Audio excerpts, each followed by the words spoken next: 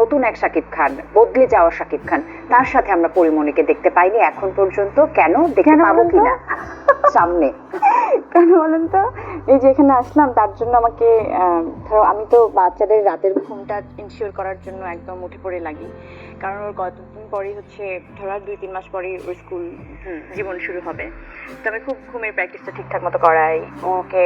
এখন একটা নতুন জীবনে ঢুকলো, সেটা হচ্ছে ওর এডুকেশন, এখন ওকে শেখানো সবকিছু। তো এখন টিচারও হয়ে যাচ্ছি আমি মাঝে মাঝে। তো এই যে একটা নতুন জীবনে আবার আমি পড়লাম, তো আমি তো একদম আমি মা হয়ে মানে ধরো আমি বাই এনি চান্স মা হয়ে গেলাম এরকম কিন্তু ছিল না। আমি খুব ওয়েল প্ল্যান করে বাচ্চা নিয়েছি।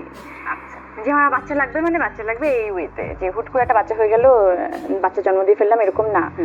তো এটা আমার ড্রিম যে আমি আমার বাচ্চাদেরকে ঠিকঠাক ও যাতে সবসময় মাকে পায়।